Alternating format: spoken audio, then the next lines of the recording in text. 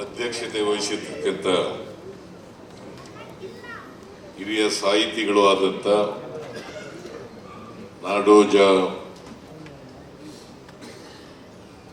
Doctor Hampa Nagarajaiah ಅವರ,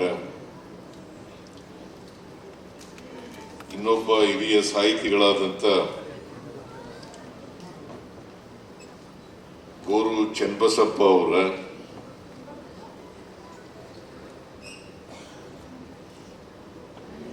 ಇನ್ನೊಬ್ಬರು ಆತ್ಮೀಯ ಸಾಹಿತಿಗಳಾದಂಥ ಡಾಕ್ಟರ್ ಬರ್ಗೂರ್ ರಾಮಚಂದ್ರಪ್ಪ ಅವರ, ನನ್ನ ಸಹೋದ್ಯೋಗಿ ಸಚಿವರಾದಂಥ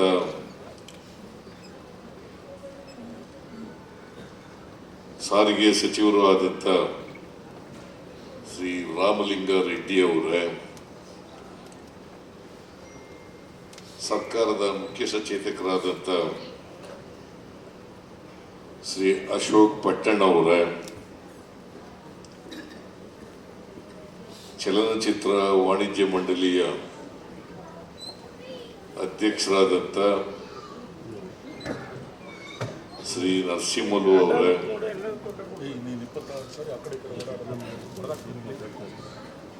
ಹಿರಿಯ ಪತ್ರಕರ್ತರಾದಂಥ ಹಾಗೂ ರಾಜ್ಕುಮಾರ್ ಅಭಿಮಾನಿಗಳ ಸಂಘದ ಕಾರ್ಯದರ್ಶಿಗಳಾಗಿದ್ದಂಥ ಶ್ರೀ ವೆಂಕಟೇಶ್ ಅವರ,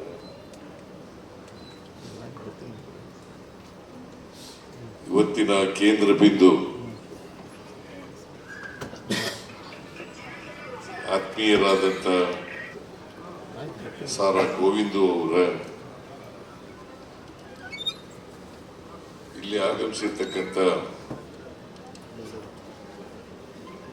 ಎಲ್ಲ ಸೋದರ ಸೋದರಿಯರ, ಸಾರಾ ಗೋವಿಂದು ಅವರ ಅಭಿಮಾನಿಗಳೇ,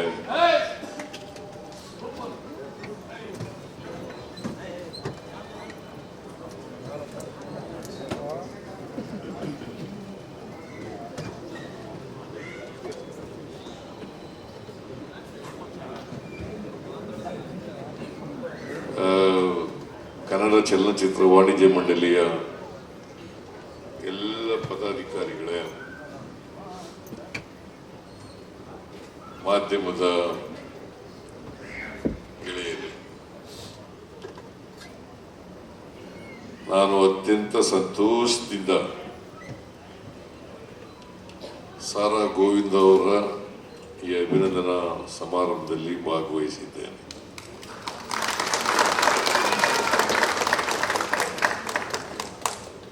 ಸಾರಾ ಗೋವಿಂದ ಅವರು ಈಗಾಗಲೇ ಪ್ರಸ್ತಾಪ ಮಾಡಿದಂತೆ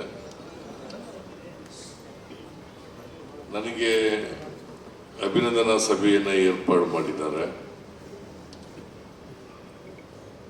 ನೀವೇ ಬಂದು ನನಗೆ ಅಭಿನಂದನೆಯನ್ನು ಸಲ್ಲಿಸಬೇಕು ಅಂತೇಳಿ ಮನವಿಯನ್ನು ಮಾಡಿದ್ರು.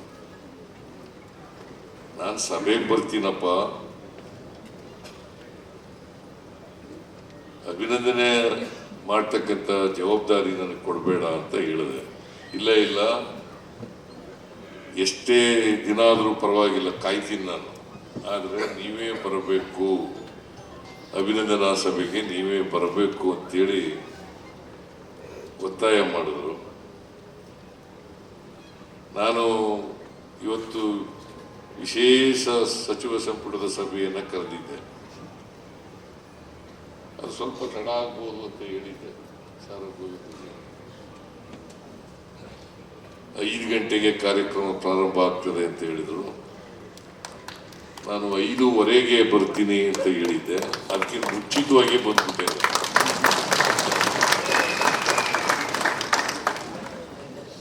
ಸಾರಾ ಗೋವಿಂದು ಅವರ ನನ್ನ ಒಡನಾಟ ಸುಮಾರು 4 ದಶಕಗಳದ್ದು.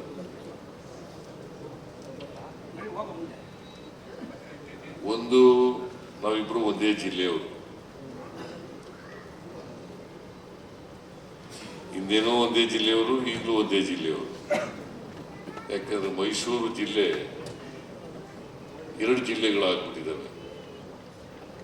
ಚಾಮರಾಜನಗರ ಜಿಲ್ಲೆ, ಮೈಸೂರು ಜಿಲ್ಲೆ ಅಂತ ಆಗ್ಬಿಟ್ಟಿದೆ. ನಾನು ಮೈಸೂರು ಜಿಲ್ಲೆಯವನೇ. ಸಾರಾ ಗೋವಿಂದ ಅವರು ಕೂಡ ಮೈಸೂರು ಜಿಲ್ಲೆಯವರೇ. ಸಾರಾ ಅಂತ ಇದೆಯಲ್ಲ, ಸಾಲಿಗ್ರಾಮ, ರಾಮೇಗೌಡನ ಮಗ ಗೋವಿಂದ.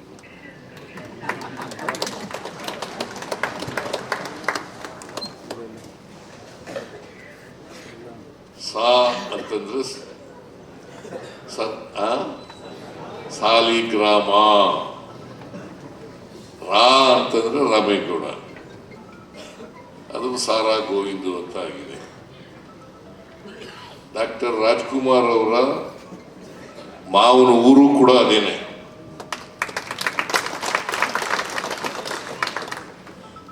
ಈಗ ಗೋವಿಂದರಾಜು ರಾಜ್ಕುಮಾರ್ ಅವರ ಅಳಿಯ, ಅವರು ಇವರು ಕ್ಲಾಸ್ಮೇಟ್ಸ್. ನಾನು ಅವರಿಗೆ ಗೌರವ ಕೊಡೋದಕ್ಕಿಂತ ಮುಂಚಿತವಾಗಿ ಅವ್ರು ಬಂದಿದ್ದಾರೋ ಇಲ್ಲೋ ಗೊತ್ತಿರಲಿಲ್ಲ ನನಗೆ. ಕೊಡೋದಕ್ಕಿಂತ ಮುಂಚಿತ ಮಾತಾಡ್ತಾ ಇದ್ರು. ನಾನು ಈ ಮಟ್ಟಿಗೆ ಬರಬೇಕಾದ್ರೆ ಗೋವಿಂದರಾಜು ಅವರು ಕಾರಣ, ನಾನು ಅವರು ಕ್ಲಾಸ್ಮೇಟ್ಗಳು ಅಂತಕ್ಕಂಥ ಮಾತುಗಳನ್ನು ಹೇಳ್ತಾರೆ.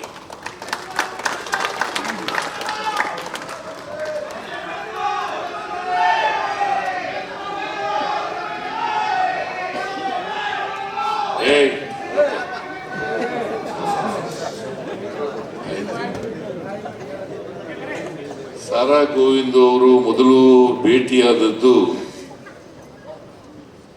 ನಾನು ಕನ್ನಡ ಕಾವಲು ಸಮಿತಿ ಅಧ್ಯಕ್ಷನಾಗಿದ್ದೆ. ಸಾರಾ ಗೋವಿಂದು ಮತ್ತು ವೆಂಕಟೇಶ್, ರಾಮಕೃಷ್ಣ ಹೆಗ್ಡೆಯವರು ಮುಖ್ಯಮಂತ್ರಿಯಾಗಿದ್ದರು. ಆಗ ಇವರು ರಾಜ್ಕುಮಾರ್ ಅಭಿಮಾನಿಗಳ ಸಂಘದ ಅಧ್ಯಕ್ಷ ಮತ್ತೆ ಕಾರ್ಯದರ್ಶಿ. ಸಾರಾ ಗೋವಿಂದು ಮತ್ತು ವೆಂಕಟೇಶ್ ಇಬ್ಬರು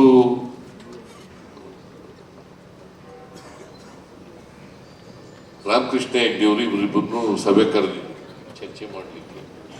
ರಾಜ್ಯದ ಸಮಸ್ಯೆಗಳ ಬಗ್ಗೆ, ಕನ್ನಡದ ಸಮಸ್ಯೆಗಳ ಬಗ್ಗೆ ಚರ್ಚೆ ಮಾಡಲಿಕ್ಕೆ ಸಭೆ ಕರೆದಿದ್ರು. ನಾನು ಕನ್ನಡ ಕಾವಲು ಸಮಿತಿ ಅಧ್ಯಕ್ಷನಲ್ಲ, ನನ್ನನ್ನು ಕರೆದಿದ್ರು. ಆಗ ಇವರಿಬ್ಬರು ಪರಿಚಯ ಆಯಿತು, ವೆಂಕಟೇಶ್ ಮತ್ತು ಸಾರಾ ಗೋವಿಂದ. ಅವತ್ತಿನಿಂದ ಇವತ್ತಿನವರೆಗೆ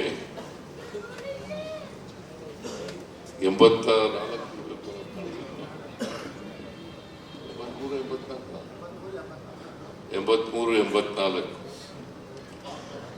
ಯಾಕಂದ್ರೆ ನಾನು 83ರಲ್ಲಿ ಕನ್ನಡ ಕಾವಲು ಸಮಿತಿ ಅಧ್ಯಕ್ಷನಾದೆ. ಬಹುಶಃ 83 ಇರಬೇಕು ಅಂತ ಅನ್ಸುತ್ತೆ, 83 ಇರಬೇಕು. ಆಗ ಸಾರಾ ಗೋವಿಂದು ಪರಿಚಯ ಆಯಿತು. ಮತ್ತೆ ನಮ್ಮ ಜಿಲ್ಲೆಯವರು ಇಲ್ಲಿ ಬೆಂಗಳೂರಿನಲ್ಲಿ ಬಂದು ಕನ್ನಡದ ಪರ ಹೋರಾಟ ಮಾಡ್ತಾ ಇದ್ದಾರಲ್ಲ ಅಂತಕ್ಕಂಥ ಹೆಮ್ಮೆ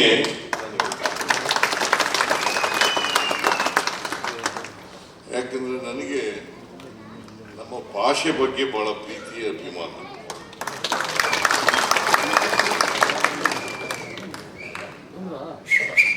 ನಾನು ಲಾಯರ್ ಆಗಿದ್ದಂಥವನು. ರಾಮಕೃಷ್ಣ ಹೆಗ್ಡೆಯವರು ನನಗೆ ಕನ್ನಡ ಕಾವಲು ಸಮಿತಿ ಅಧ್ಯಕ್ಷನ ಮಾಡಬೇಕು. ಅದೇ ಮೊದಲು ಕನ್ನಡ ಕಾವಲು ಸಮಿತಿ, ಈಗ ಕನ್ನಡ ಅಭಿವೃದ್ಧಿ ಪ್ರಾಧಿಕಾರ ಅಂತ ಆಗಿದೆ. ಆಗ ಕನ್ನಡ ಕಾವಲು ಸಮಿತಿ ಅಂತ ಇತ್ತು. ನಾನು ರಾಮಕೃಷ್ಣ ಹೆಗ್ಡೆಯವರಿಗೆ ನಾನು ಕೇಳದೇನೆ ಮಾಡಿಬಿಟ್ಟಿದ್ರು. ರಾಮಕೃಷ್ಣ ಹೆಗ್ಡೆಯವ್ರಿಗೂ ಕೇಳಿದೆ ನಾನು, ಸರ್ ನನಗ್ಯಾಕೆ ಮಾಡಿದ್ರಿ, ನಾನು ಸಾಹಿತಿ ಇಲ್ಲ, ಕನ್ನಡ MA ಓದಿಲ್ಲ, ನನ್ನನ್ನು ಯಾಕೆ ಮಾಡ್ತೀವಿ ಅಂತ ಕೇಳಿದೆ. ಅವ್ರಿಲ್ಲ, ನಾನು ಗುರುತಿಸಿದ್ದೀನಿ, ನಿಮಗೆ ಕನ್ನಡದ ಬಗ್ಗೆ ಅಭಿಮಾನ ಇದೆ, ಅದಕ್ಕೋಸ್ಕರ ನಿಮ್ಮನ್ನ ಕನ್ನಡ ಕಾವಲು ಸಮಿತಿ ಅಧ್ಯಕ್ಷ. ಅಂದರೆ ಕನ್ನಡ ನಾಡಿನಲ್ಲಿ ಕನ್ನಡವನ್ನ ಕಾಯಲಿಕ್ಕೋಸ್ಕರ ಒಂದು ಸಮಿತಿ, ಕನ್ನಡ ನಾಡಿನಲ್ಲಿ ಕನ್ನಡವನ್ನ ಕಾಯಲಿಕ್ಕೆ ಒಂದು ಸಮಿತಿ. ಇದು ಎಂಥ ದುಸ್ಥಿತಿ ಅಂತಕ್ಕಂಥದನ್ನ ನಾವೆಲ್ಲರೂ ಕೂಡ ಅರ್ಥ ಮಾಡ್ಕೋಬೇಕಾಗ್ತದೆ. ಆದ್ದರಿಂದ ನಾನು ಸುಮಾರು 1 ವರ್ಷ 2 ತಿಂಗಳು 3 ತಿಂಗಳು ಇದ್ದೇ ನನಗೆ ಕಾಣಿಸುತ್ತೆ ಕನ್ನಡ ಕಾವಲು ಸಮಿತಿ ಅಧ್ಯಕ್ಷನಾಗಿ. ಅವತ್ತು ಎಲ್ಲ ಕಡತಗಳಲ್ಲಿ ಕನ್ನಡದಲ್ಲಿ ಸೈನ್ ಮಾಡೋದನ್ನ ಪ್ರಾರಂಭ ಮಾಡಿ ಇವತ್ತಿನವರೆಗೂ ಕೂಡ ಕನ್ನಡದಲ್ಲೇ ರುಜು ಮಾಡ್ತಾ ಇದ್ದೇನೆ. ಕೇಂದ್ರ ಸರ್ಕಾರಕ್ಕೆ ಪತ್ರಗಳನ್ನು ಬಿಟ್ಟು ರಾಜ್ಯ ಸರ್ಕಾರದ ಒಳಗಡೆ ಇರ್ತಕ್ಕಂಥ ನಮ್ಮ ಆಡಳಿತ ಭಾಷೆಯ ವ್ಯವಸ್ಥೆಯಲ್ಲಿ ಕನ್ನಡದಲ್ಲೇ ವ್ಯವಹರಿಸ್ತಕ್ಕಂಥದ್ದು, ಕನ್ನಡದಲ್ಲೇ ಮಾತಾಡ್ತಕ್ಕಂಥದ್ದು, ಕನ್ನಡದಲ್ಲೇ ಸೈನ್ ಮಾಡ್ತಕ್ಕಂಥದ್ದನ್ನು ಕೂಡ ಇವತ್ತು ಕೂಡ ಮಾಡ್ತಾ ಇದ್ದೇನೆ.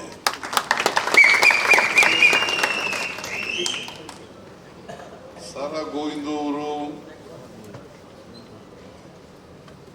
ಕನ್ನಡ ರಾಜ್ಕುಮಾರ್ ಅವರ ಅಭಿಮಾನಿಗಳ ಸಂಘದ ಅಧ್ಯಕ್ಷರಾಗಿ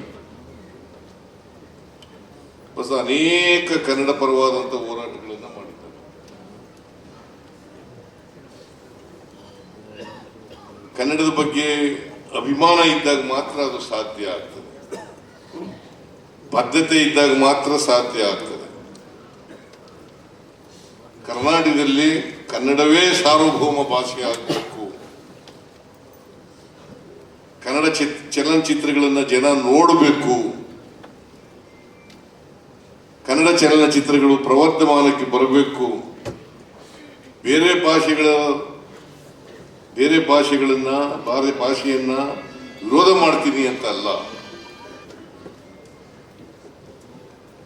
ನಮಗೆ ಬೇರೆ ಭಾಷೆ ಬಗ್ಗೆ ಸಹಿಷ್ಣುತೆ ಇರಬೇಕು, ಆದರೆ ನಮ್ಮ ಭಾಷೆ ಬಗ್ಗೆ ಅಭಿಮಾನ ಇರಬೇಕು.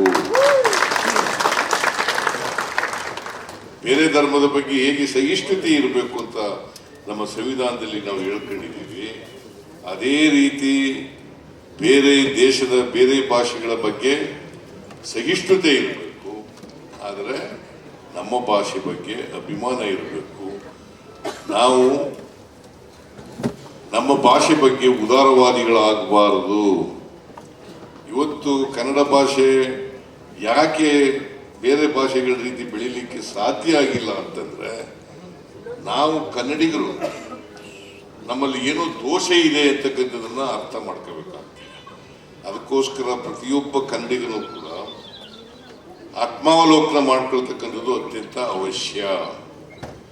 ಕನ್ನಡ ಸಾಹಿತಿಗಳಿದ್ದಾರೆ, ಇಲ್ಲಿ ಬಹಳ ಜನ, ಹಂಪ ನಾಗರಾಜ್ ಅವರಿದ್ದಾರೆ, ರಾಮಚಂದ್ರಪ್ಪ ಇದ್ದಾರೆ, ಗುರುಚ ಅವರಿದ್ದಾರೆ. ನಾವು ಕನ್ನಡದ ಬಗ್ಗೆ ಪ್ರೀತಿಯನ್ನ, ಅಭಿಮಾನವನ್ನ, ನಮ್ಮ ತಾಯಿ ಭಾಷೆ ಬಗ್ಗೆ, ಈ ನೆಲದ ಬಗ್ಗೆ, ನೆಲದ ಭಾಷೆ ಬಗ್ಗೆ, ಈ ನೆಲ ಜಲ ಇದ್ರ ಬಗ್ಗೆ ನಾವು ಅಭಿಮಾನ ಬೆಳೆಸ್ಕೊಳ್ತೇವೆ ಅಂದ್ರೆ ಬೇರೆ ಇನ್ನೇನು ಬೆಳೆಸ್ಕೊಳ್ಳಲಿಕ್ಕೆ ಸಾಧ್ಯ ಆಗ್ತದೆ? ಕನಿಷ್ಠ ಪಕ್ಷ ಈ ಕರ್ತವ್ಯವನ್ನ, ಈ ಜವಾಬ್ದಾರಿಯನ್ನು ನಾವು ನಿರ್ವಹಿಸಿದಾಗ ಮಾತ್ರ ನಾವು ಕನ್ನಡಿಗರಾಗಿ ಹುಟ್ಟಿದ್ದಕ್ಕೆ ಸಾರ್ಥಕ ಆಗ್ತದೆ ಅಂತಕ್ಕಂಥ ಮಾತುಗಳು. ಸೊ ಆ ಕೆಲಸವನ್ನ ಸಾರಾ ಗೋವಿಂದು ಅವರು ರಾಜ್ಕುಮಾರ್ ಅವರ ಅಭಿಮಾನಿಗಳ ಸಂಘದ ಅಧ್ಯಕ್ಷರಾಗಿ ಬಹಳ ಪ್ರಾಮಾಣಿಕವಾಗಿ ಮಾಡಿದ್ದಾರೆ. ಅವತ್ತಿನಿಂದ ಇವತ್ತವರೆಗೂ ಕೂಡ ಸ್ನೇಹ ಇದೆ. ನಮ್ಮ ಜಿಲ್ಲೆಯವರು ಅಂತಲ್ಲ, ಅವರು ಕನ್ನಡದ ಅಭಿಮಾನಿ ಅನ್ನೋ ಕಾರಣಕ್ಕೋಸ್ಕರ, ಕನ್ನಡದ ಪರ ಹೋರಾಟ ಮಾಡ್ತಾ ಇದ್ದಾರೆ ಅನ್ನೋ ಕಾರಣಕ್ಕೋಸ್ಕರ ಅವರು ನನಗೆ ಸ್ನೇಹಿತರಾಗಿದ್ದಾರೆ. ನನ್ನ ಬಗ್ಗೆ ಯಾವಾಗಲೂ ಕೂಡ ಅಭಿಮಾನದ ಮಾತುಗಳನ್ನು ಆಡ್ತಾರೆ, ಪ್ರೀತಿಯನ್ನು ತೋರಿಸ್ತಾರೆ. ನಾನು ಕೂಡ ಅಷ್ಟೇ ಅಭಿಮಾನದಿಂದ, ಗೌರವದಿಂದ ಗೋವಿಂದು ಅವರನ್ನ ಕಾಣ್ತಕ್ಕಂಥ ಕೆಲಸವನ್ನ ಮಾಡ್ತಾ ಇದ್ದೀನಿ ಅಂತಕ್ಕಂಥ ಮಾತು. ಈಗ ಅವರು ಅನೇಕ ಚಲನಚಿತ್ರ ನಿರ್ಮಾಪಕರಾಗಿದ್ದಾರೆ, ಕನ್ನಡ ಚಲನಚಿತ್ರ ನಿರ್ಮಾಪಕರಾಗಿದ್ದಾರೆ, ಆಮೇಲೆ ವಾಣಿಜ್ಯ ಮಂಡಳಿ ಅಧ್ಯಕ್ಷರಾಗಿದ್ದಾರೆ, ವಿತರಕರಾಗಿದ್ದಾರೆ, ಇವೆಲ್ಲ ಆಗಿದ್ದಾರೆ. ಮತ್ತೆ ಸಿನಿಮಾದಲ್ಲೂ ಕೂಡ ನಟನೆ ಮಾಡಿದ್ದಾರೆ, ಸಿನಿಮಾ ನಟನೂ ಕೂಡ ಆಗಿದ್ದಾರೆ. ಈಗ ಅವ್ರ ಮಗನೂ ಕೂಡ ನಟ ಆಗಿದ್ದಾರೆ. ಕೂಡ ನಟ ಆಗಿದ್ದಾನೆ. ಅವ್ರ ಮಗನೂ ಕೂಡ ನನ್ನ ಬಗ್ಗೆ ಬಹಳ ಅಭಿಮಾನ.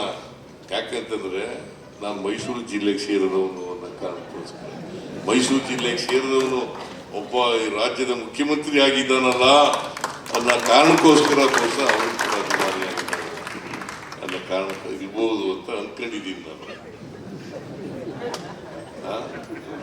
ನೀನು ನನ್ನ ಅಭಿಮಾನಿ ಅಲ್ವಾ?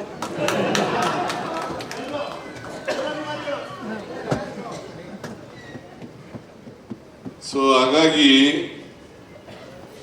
ರಾಜ್ಕುಮಾರ್ ಅವರು ನಮ್ಮ ಜಿಲ್ಲೆಯವರೇ. ಆಗ ಚಾಮರಾಜನಗರ ಬೇರೆ ಜಿಲ್ಲೆ ಆಗಿರಲಿಲ್ಲ, ಮೈಸೂರು ಜಿಲ್ಲೆ ಅಂತಲೇ ಇತ್ತು. ಚಾಮರಾಜನಗರ ಮೈಸೂರು ಜಿಲ್ಲೆಯಲ್ಲೇ ಇತ್ತು. ಈಗ ಚಾಮರಾಜನಗರ ಬೇರೆ ಆಗಿದೆ.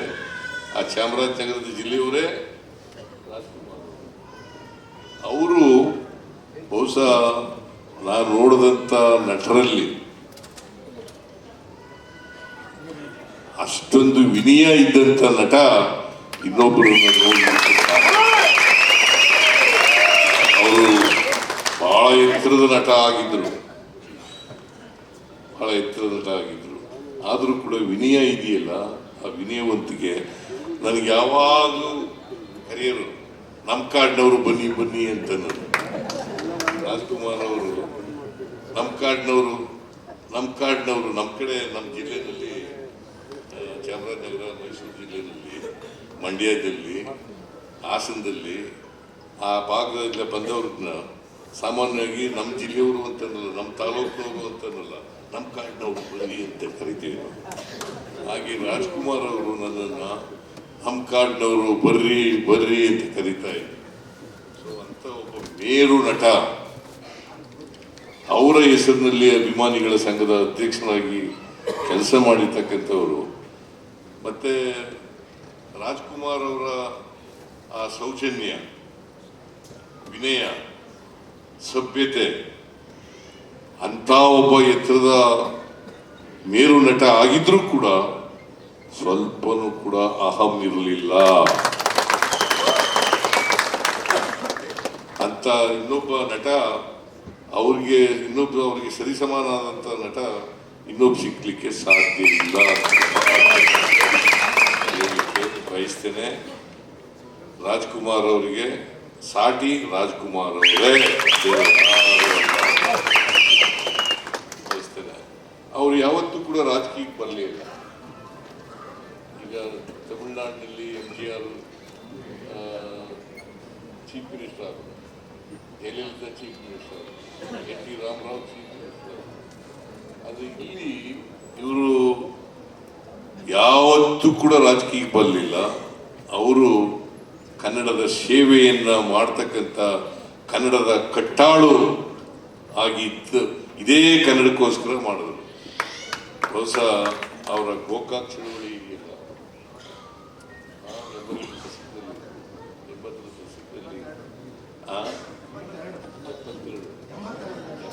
ಅದೇ 80ರ ದಶಕ. ನಾನು ಮೈಸೂರಿನಲ್ಲಿ ಇವ್ರ ಭಾಷಣ ಕೇಳಕ್ ಹೋಗಿದ್ದೆ, ಟೌನ್ ಹಾಲ್ನಲ್ಲಿ. ರಾಜ್ಕುಮಾರು ಮತ್ತೆ ನಮ್ಮ ಯಾರವರು ಅವರೆಲ್ಲ ಬಂದಿದ್ರು. ಸಾರಾ ಗೋವಿಂದು ಬಹುಶಃ ಗೋಕಾಕ್ ಚಳುವಳಿಗೆ ರಾಜ್ಕುಮಾರ್ ಧುಮುಕ್ಲಿಕ್ಕೆ ಇವರು ಒಬ್ರು ಕಾರಣಕರ್ತರು. ಬಹುಶಃ ಅವರು ಕನ್ನಡದ ಪರವಾಗಿ ಹೋರಾಟ ಮಾಡೋದ್ರಿಂದ ಅಲ್ಲಿಂದ ಈಚೆಗೆ ಹೆಚ್ಚು ಶಕ್ತಿಯುತವಾಗಿ ಕನ್ನಡ ಬೆಳೀಲಿಕ್ಕೆ ಕಾರಣ ಆಯಿತು ಅಂತಕ್ಕಂಥ. ಇಂಥ ಸಾರಾ ಗೋವಿಂದು ಅವರು ಅವರ ಜೀವನವನ್ನು ಸಾರ್ಥಕ ಮಾಡ್ಕೊಂಡಿದ್ದಾರೆ. ಪ್ರತಿಯೊಬ್ಬ ಮನುಷ್ಯ ಹುಟ್ಟಿದ ಮೇಲೆ ಈ ನಾಡಿಗೋಸ್ಕರ ಏನು ಮಾಡಿದ್ದೀನಿ, ಈ ಭಾಷೆಗೋಸ್ಕರ ಏನು ಮಾಡಿದ್ದೀನಿ, ಈ ಸಂಸ್ಕೃತಿಗೋಸ್ಕರ ಏನು ಮಾಡಿದ್ದೀನಿ, ಚಲನಚಿತ್ರಗಳಿಗೋಸ್ಕರ ಏನು ಮಾಡಿದ್ದೀನಿ ಅಂತ ಹೇಳಿ ನಾವೊಂದು ಸಾರಿ ಆತ್ಮಾವಲೋಕನ ಮಾಡ್ಕೊಂಡಾಗ ಗೊತ್ತಾಗ್ತದೆ ನಾವು ಸಾರ್ಥಕ ಮಾಡ್ಕೊಂಡಿದ್ದೀವೋ ಇಲ್ಲವೋ ಅಂತ ಗೊತ್ತಾಗ್ತದೆ. ಅದರಿಂದ ಸಾರಾ ಗೋವಿಂದ್ ಅವರು ಜೀವನ ಸಾರ್ಥಕ ಆಗಿದೆ. ನಿಮಗೆ ಆಯುಷು ಆರೋಗ್ಯ ದೊರಕಲಿ ಅಂತೇಳಿ ಈ ಸಂದರ್ಭದಲ್ಲಿ ಆಶಿಸ್ತೇನೆ.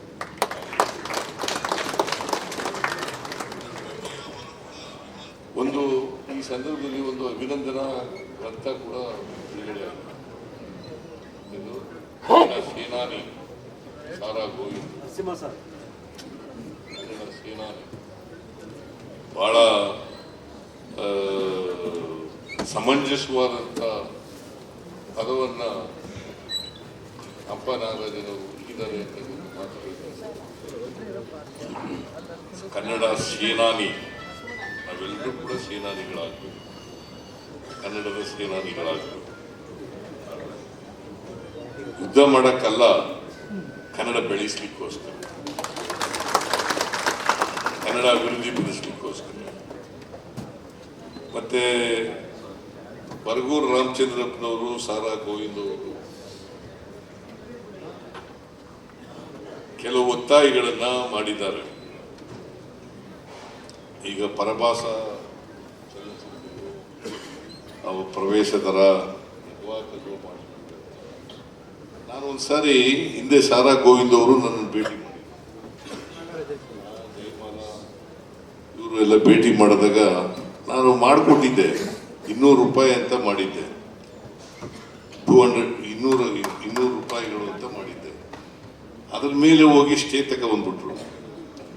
ಮತ್ತೆ ನಾನು ಅದರ ಸ್ಟೇ ಮತ್ತೆ ಬದಲಾವಣೆ ಮಾಡಕ್ಕೆ ಹೋಗಿಲ್ಲ. ಅದನ್ನ ಈಗ ಬೇರೆ ರಾಜ್ಯಗಳಲ್ಲಿ ಕಡಿಮೆ ಇದೆ, ಇನ್ನೂ ಕಡಿಮೆ ಇದೆ, 150 ರೂಪಾಯಿ ಇದೆ. ತಮಿಳುನಾಡಿನಲ್ಲಿ 150 ರೂಪಾಯಿ ಇದೆ ಅಂತ ಮಾತುಗಳನ್ನು ಹೇಳಿದ್ದಾರೆ. ನಾನು ತಮಿಳುನಾಡು, ಕೇರಳ, ತೆಲಂಗಾಣ, ಆಂಧ್ರ, ಮಹಾರಾಷ್ಟ್ರ ಈ ರಾಜ್ಯಗಳಲ್ಲಿ ಪರಿಸ್ಥಿತಿ ಇದೆ ತಿಳಿಸ್ಕೊಂಡು ಅದರಂತೆ ಮಾಡಿಕೊಡ್ಲಿಕ್ಕೆ ಪ್ರಾಮಾಣಿಕವಾದಂಥ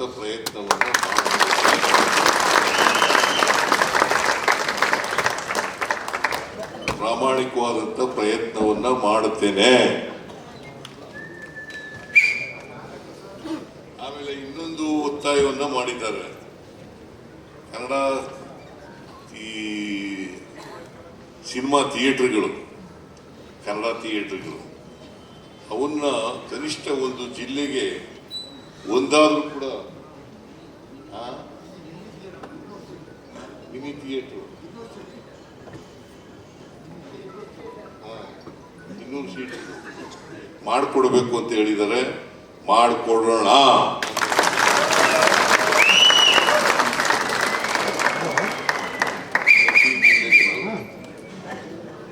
ಒಂದು ಮಿನಿ ಥಿಯೇಟರ್ನ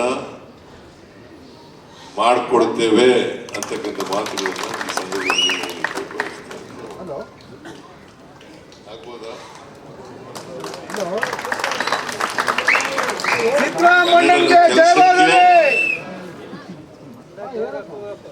ನಾವು ಯಾವತ್ತೂ ಹಿಂದೆ ಬೀಳಲ್ಲ.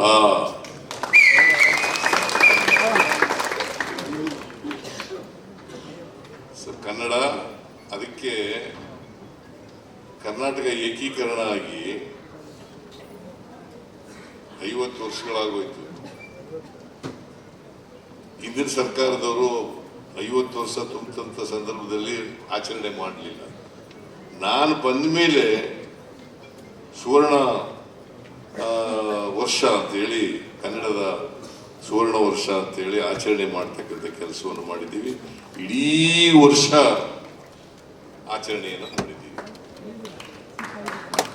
ಜೊತೆಗೆ ಈ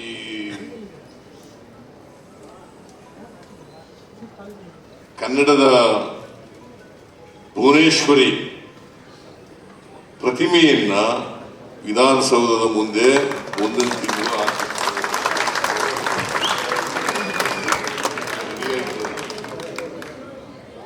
ಎಲ್ಲ ಪ್ರತಿಮೆಯನ್ನು ರೆಡಿಯಾಗಿದೆ. ಪ್ರತಿಮೆಯನ್ನ ಅನಾವರಣಗೊಳಿಸ್ತಕ್ಕಂಥ ಕೆಲಸವನ್ನ ಮಾಡ್ತೇವೆ ಅಂತಕ್ಕಂಥ ಮಾತು. ಯಾಕಂದ್ರೆ ಕರ್ನಾಟಕ ಅಂತ ನಾಮಕರಣ ಆಗಿ 50 ವರ್ಷ ಆಯ್ತು. ಈಗ 51ನೇ ವರ್ಷ.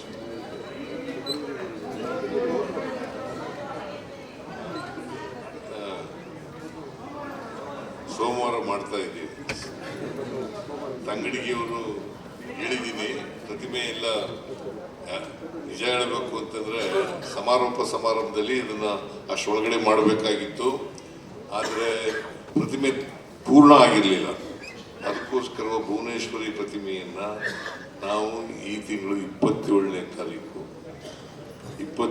ತಾರೀಕು ಅನಾವರಣಗೊಳಿಸ್ತಾ ಇದ್ದೀವಿ. ಸೊ ಕನ್ನಡದ ಕೆಲಸಕ್ಕೆ ನಾವು ಯಾವತ್ತೂ ಕೂಡ ಹಿಂದೆ ಬಿಡಲ್ಲ. ಈಗ ಏನು ಬರಗೂರು ರಾಮಚಂದ್ರಪ್ಪ ಅವರು ಏನು ಹೇಳಿದ್ದಾರೆ, ಅನೇಕ ಸಮಸ್ಯೆಗಳನ್ನು ಎದುರಿಸ್ತಾ ಇದ್ದೀವಿ.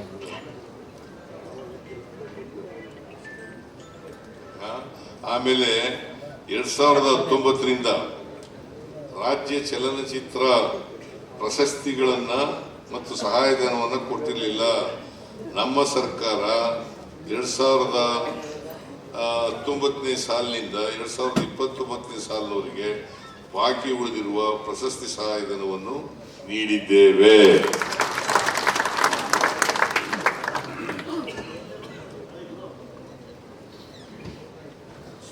ಬಾಕಿ ಇರೋ ಪ್ರಶಸ್ತಿಗಳನ್ನು ಕೊಡ್ತೀವಿ.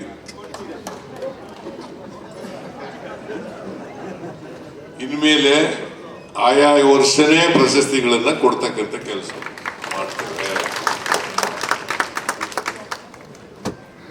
ಬಹಳ ಜನ ಪಾಪ ಕನ್ನಡದ ನಿರ್ಮಾಪಕರು, ಕನ್ನಡ ನಿರ್ದೇಶಕರು, ಕನ್ನಡ ನಟರು ಬಹಳ ಜನ ಕೊನೆಯಲ್ಲಿ ಕಷ್ಟದಲ್ಲಿದ್ದಾರೆ.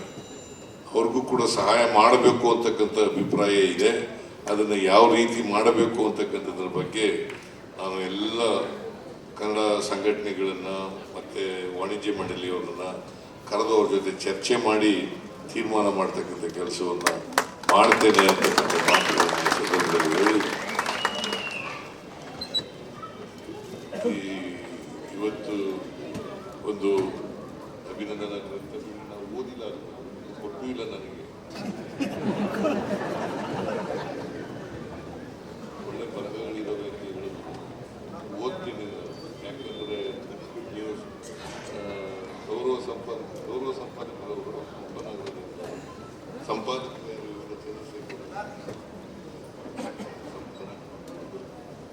ರಾಜಪ್ಪ ದಳವಾಯಿ ಬದಿದರ ಅಲ್ಲೇ ಬದಿದರು.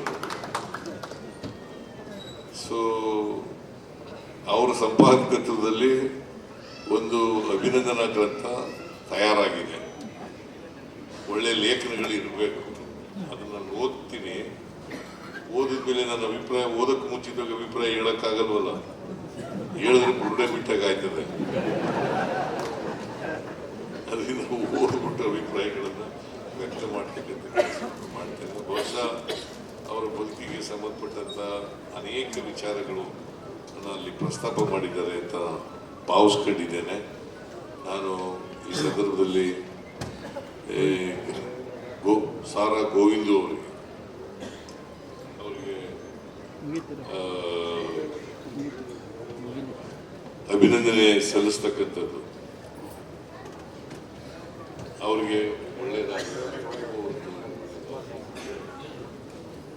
ಜೀವನ ಸುಖಮಯ, ಎಷ್ಟು ವರ್ಷ ಬದುಕ್ತೀವಿ ಅಂತಕ್ಕಂಥದ್ದು ಮುಖ್ಯ ಅಲ್ಲ. ಏನ್ ಮಾಡ್ತೀವಿ ಈ ಸಮಾಜಕ್ಕೆ ಅನ್ನೋದು ಬಹಳ ಸಮಾಜಕ್ಕೆ ಕೆಲಸ ಮಾಡಿದ್ದೀವಿ. ಮತ್ತೊಮ್ಮೆ ಗೌರವವನ್ನು ಸೂಚಿಸಿ ಅಭಿನಂದನೆಯನ್ನು ಹೇಳಿ ನನ್ನ ಮಾತುಗಳನ್ನು ಮುಗಿಸ್ತೇನೆ. ನಿಮ್ಮೆಲ್ಲರಿಗೂ ನಮಸ್ಕಾರ. ನಿಮ್ಮೆಲ್ಲರಿಗೂ ಹೊಸ ವರ್ಷದ ಶುಭಾಶಯಗಳು.